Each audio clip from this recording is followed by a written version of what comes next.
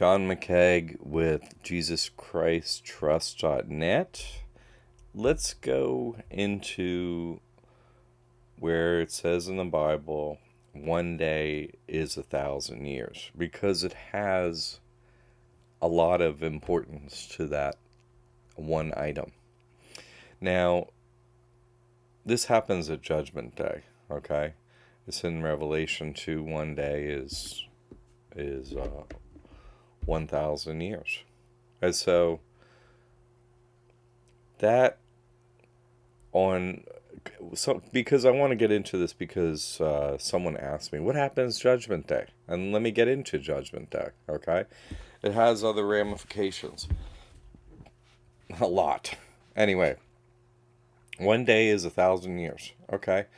That means in the other world that you can't see, they're operating at a different rate of speed. They could slow down as much as they want. How do I know this? Because anyone that's spoken to the devil face to face, well, there's one which I have many times. There's one aspect to it that is that happens. How's that? It happens. You're talking with the devil, and as soon as you initiate, the conversation is initiated, that very second, time around you slows down immediately, because the devil is not normally visible, you know what I'm saying? And in the ether, the angels, the devil, they're all around you all the time, okay? But they're operating like at a completely different rate of speed, okay? The angels around you, everything that's here, the humans and stuff, and I would say, of course, everything around you is one of them, but almost everyone around you is one of these, okay? There's 7,000 humans playing the game that won't kneel to Baal. That's in the Bible too. 7,000 won't kneel to Baal. Anyway, these angels, these, like in the Truman Show, where you saw that movie, it's like, oh, everybody who's running the Disney World of the Truman Show, that's what these are. They're not, exactly like us. They're not. They take a form that's a human form, but they have one way to tell them apart pretty easily is they have attributes of male and female in one. Like, trans is a hoax for the most part. That does happen, but they're kind of these angels are easy to spot because they have, like the famous people, they're all them. That's why they're not transgender. They didn't switch their gender. That's a hoax. They just have attributes of male and female, so they're easy to spot. And so they operate at a different speed, like the Flash and like comics or whatever, They could reboot, they can run really fast and stuff. Yeah, they can. Part of their abilities, just like, oh, you can put on your shoes. They can operate at the speed of, where this day equals 1,000 years, or their 1,000 years equals a day. So they see one's running at a much higher rate of speed, and they can, let's say let me give an example. You could think of so many, right? They know everything. They can read your mind from any distance. They know where they have to be. They know, what role they play, everything like that. They know exactly where you are and stuff like that. So they don't have to be around here in Earth unless you need an interaction or to see them, faking that this is all real. Like Disney World's all real. It's not. And so, they're around you so close at all times. Like if you were to swing your arm, you couldn't touch them because your arm is moving like, it's not even moving compared to the speed they're moving. But they can see, oh, he's trying to touch us, so they just move around it, It's so easy. You can never touch them. Even if you could touch them, you can't, because they're moving too fast for you to ever have that happen. And people that have had touches from angels and these interactions are them slowing down to do it. Or visitations for them or see them or something like that. That's, they're not supposed to take that form unless, God tells them to, of course. Angels are they don't have free will. They simply do not have free will. They follow their thoughts that are sent from God, and they don't have free will. There are precursors. That's what they are. Remember that. So think, know that that's going on around you at all time. So back to Judgment Day. One day is 1,000 years. Okay. Well, there's 1,000 years of peace, Mayor Baba says. At the end, yeah, there's 1,000 years. Uh, where here you have to go to heaven or hell. Yeah, it's peace for the servants of Christ. They get 1,000 years off on that one day. You know what I'm saying? Like you go into the ether, you get 1,000 years. But here, it's only one day. You get one day off, and that's it.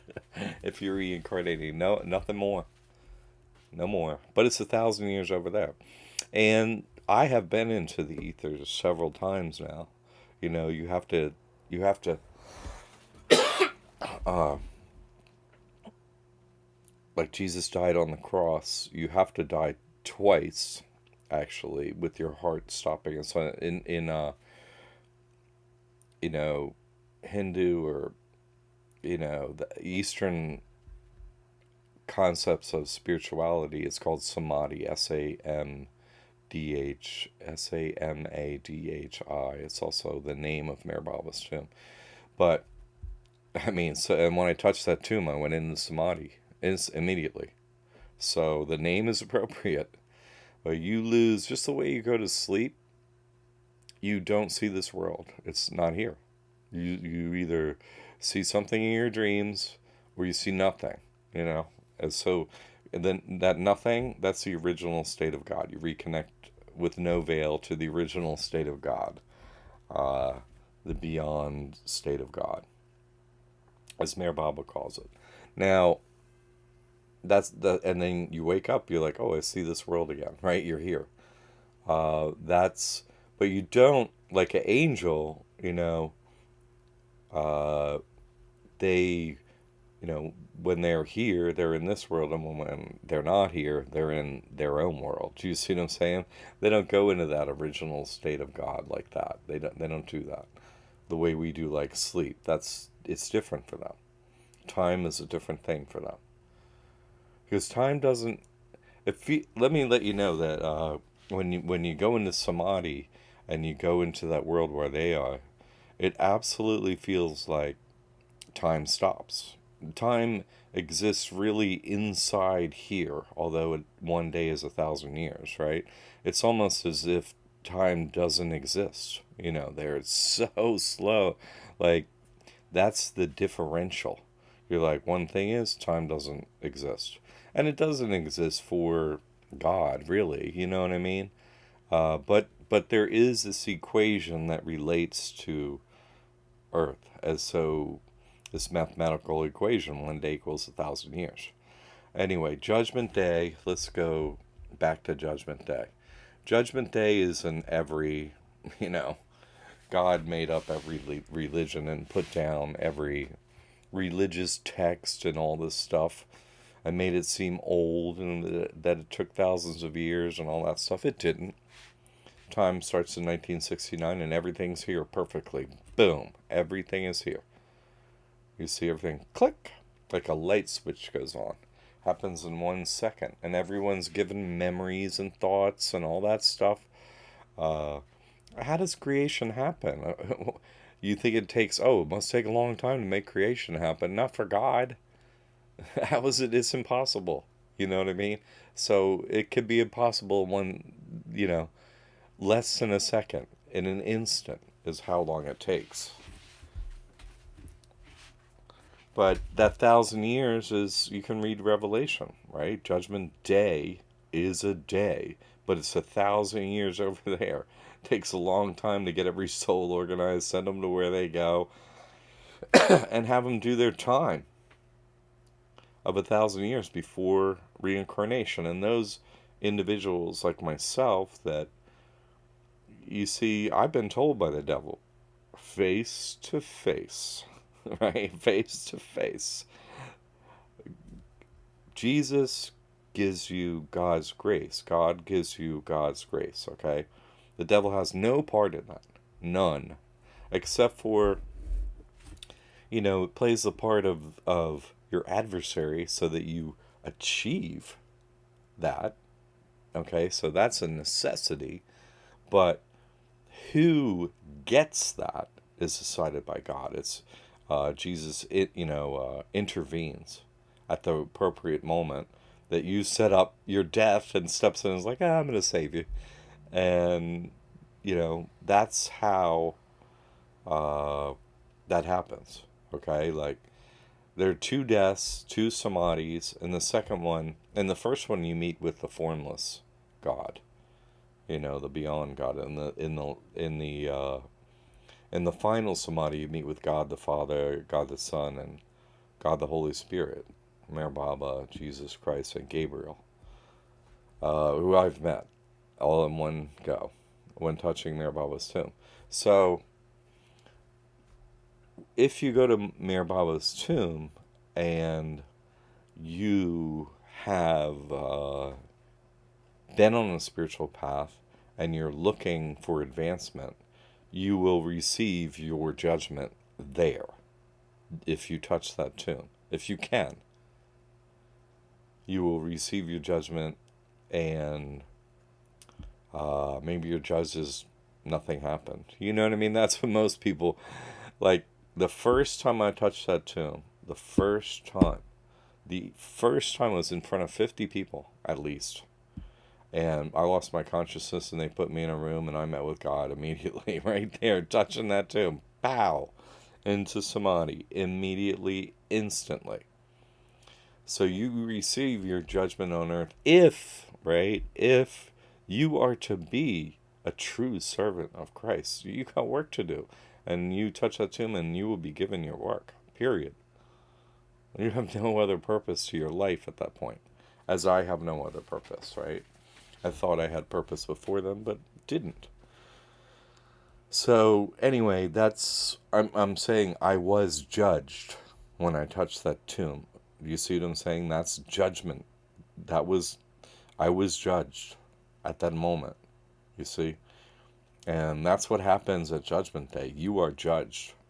You're weighed. Your scales are weighed, and it instantly, automatically happens. The law that's common to all, God laid down, and it's automatic. It happens. These uncountable angels and everything out there that work for God, and all the forces and everything, pow, instantly. God decides, and that's what happens, and that's it. That's all there is to it. So, what happens on Judgment Day? Read Revelations at the end of the Bible. It's a difficult time for many. It's a very difficult time for many. When Meher Baba was asked, Meher Baba, when you were Krishna, okay, he was asked by the Hindus, right? He said, how many individuals did you give enlightenment to? Of everyone in the earth, right? Of everyone. Meher Baba immediately said 17. He knew exactly the number. It was very few. This is so difficult. This game is impossibly difficult. It's impossible. To win the game and be judged and sent back into the body and not die is a very unusual event.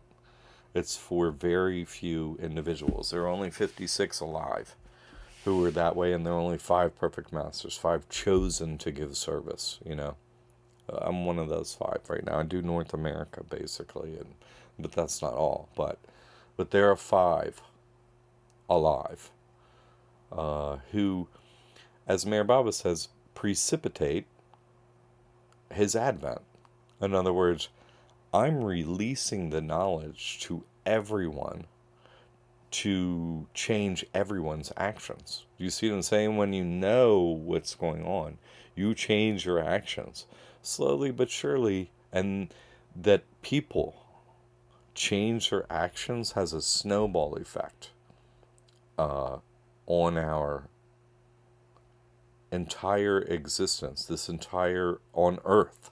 You see, weather is karma related. You know what I'm saying? Like the events that happen in this dome are karma related. They have a player piano script to them, obviously, but that script plays out in a crescendo on Judgment Day, and it doesn't get easier as you go. It gets harder. It gets harder as you go. You see, not just individually, but collectively. You know, in 1969, if you had a dime, you could go into a dime store and get some stuff, you know what I mean? Leave with a bag of candy or what have you, you know what I mean? You leave with something. You go inside a store with 10 cents today, and you go out of the store with 10 cents because what? You can't buy anything in this store. Not one single thing. So things only get more difficult. The slavery, this pressure cooker, this difficulty exists in a predetermined timeline and script and actions by everyone in here to push these 7,000 who have the potential to reach Christ consciousness, to reach God and not have to reincarnate. All life exists for that one thing. Why? You have to ask why. Why does Judgment Day happen? Why? If you don't know why, then you're lost, right?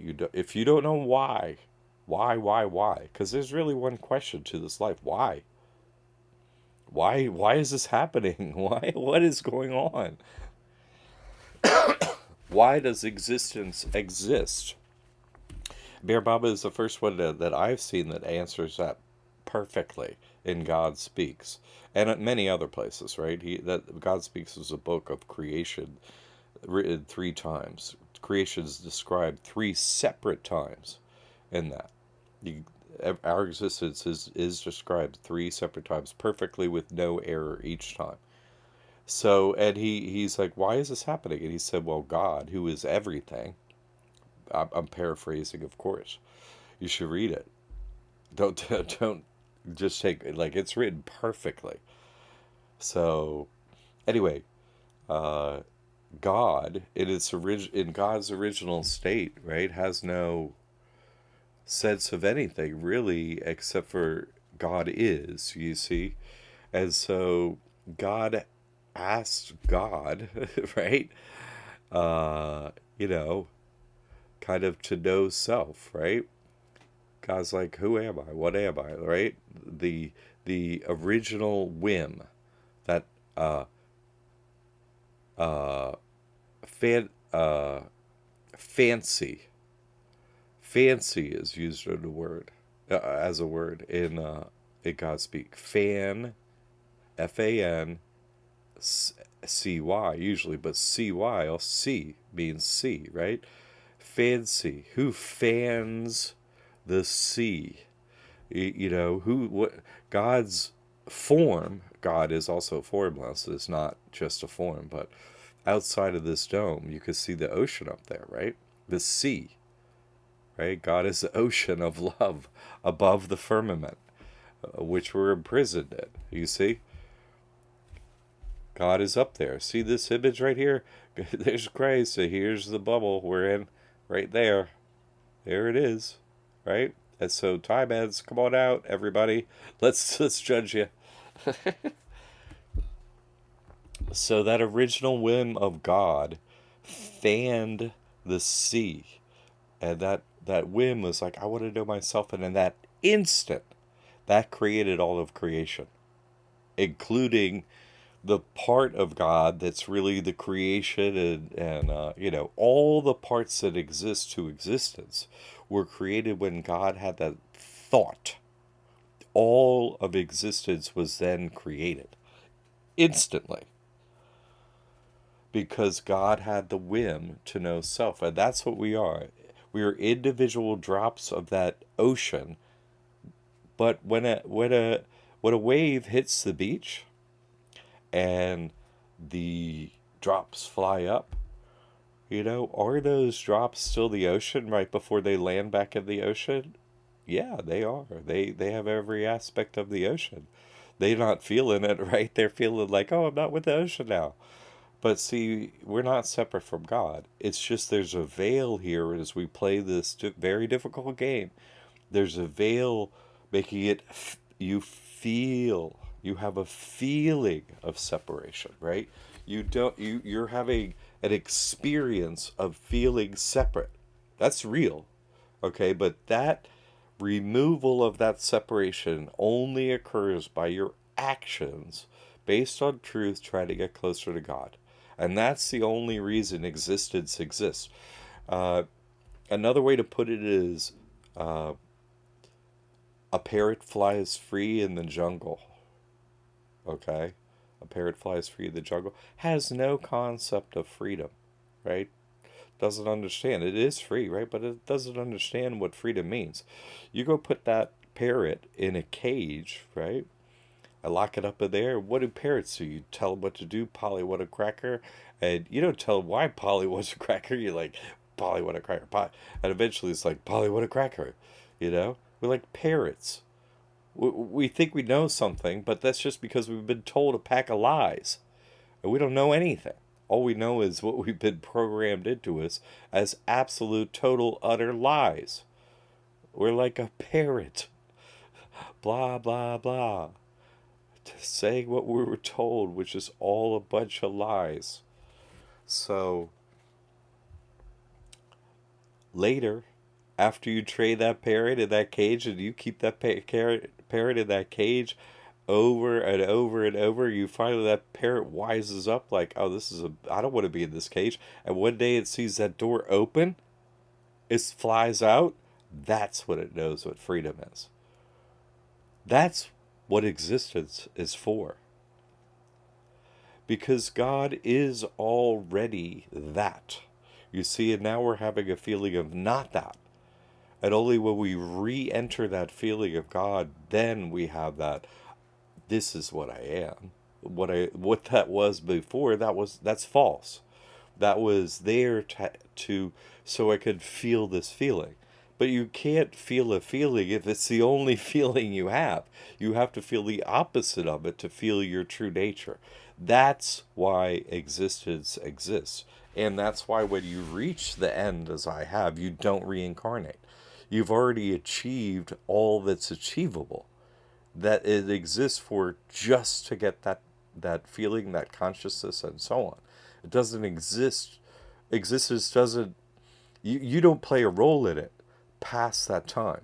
So, like I was saying before, when the devil come to me not the first time I met him, but some other time after I went to Meribah Sue, it said to me when it was possessed in someone else's body, right? I talk to the devil in many different bodies because people are easily possessed, like in the Matrix, like the agent just enters them. The agent's the devil. And he's just carrying on the conversation like before, like in the Matrix. It's like, Mr. Anderson. It's like, oh crap, it's you again. Like, hi, evil, hi, devil. That's exactly, and I mean exactly what it's like. Yeah. And so I started laughing at the devil one night on the beach when I'm talking to it, and it's somebody. And I started laughing like, you're powerless over me and with Jesus. And it just got so angry. It got so angry. I worked it up into this anger, you know what I mean? This absolute, like a lunatic raving. You know what I mean? Like, but that's just who it is. You see, Luna, the moon, hell. It is a raving lunatic. All right? It is. It's just, until you speak to the devil, you don't know. Man, I don't like speaking to you, Has a lot of information, a lot of wile, a lot of savvy, a lot of. But when you finally get to the core of the beast, it's an angry, evil, crazy, you know, entity because it's imprisoned in here. Once you learn you're imprisoned in here, you go crazy like, get me out of here, right? Well, this thing has known since the jump of time. And although it serves God and stuff, it's crazy for being in the dome. And how could you fault it for that? You know what I'm saying? Because that's the feeling I have. Get me out of this dome. How could this creature not have that feeling?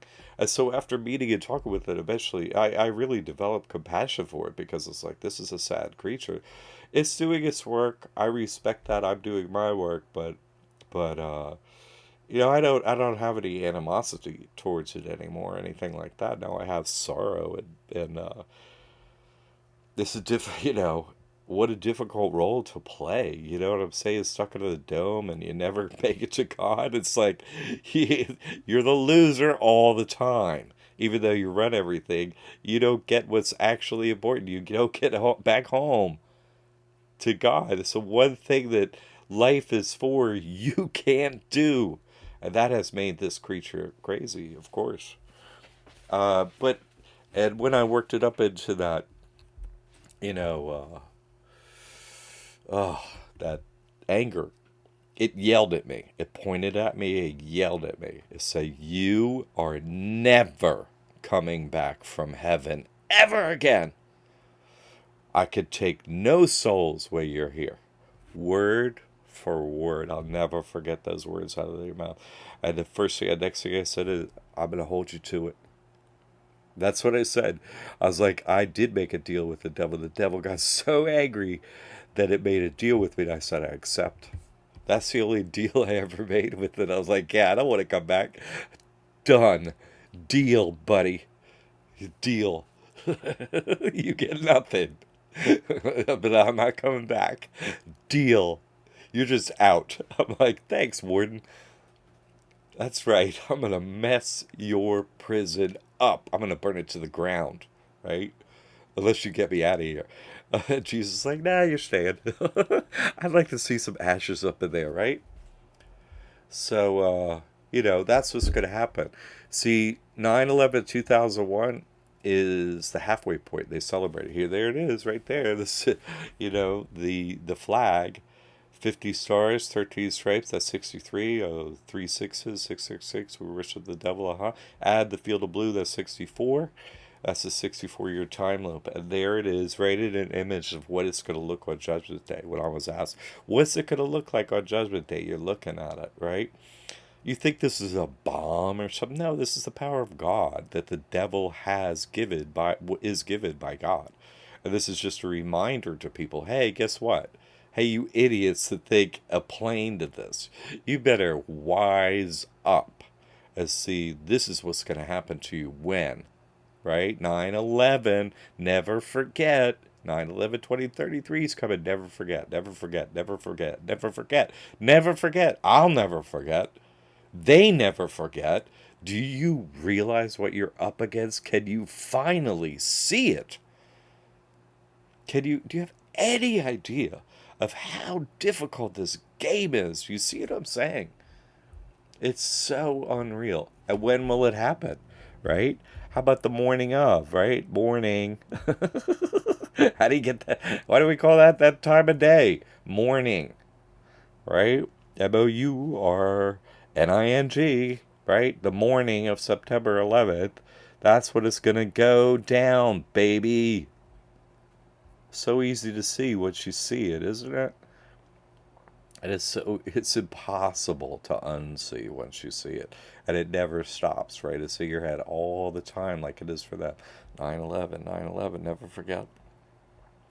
Judgment Day's coming, and that's all your adversary thinks about. Night and day, it's on every building, it's on every flag, it's on everything. They never think about a single other thing. How about you? Are you attacking your Judgment Day and your adversary to making it to God, home to Jesus? Are you treating it as seriously as the hundreds of millions of angels that are your adversary, allied against you with the devil? Are you prepared to beat them all because it's the only way. There never will be another way. There's never going to be another anything. Nothing new under the sun. There will never be anything new. This will always be your reincarnation. Is this your lifetime? Will you win your soul? That's what this is about.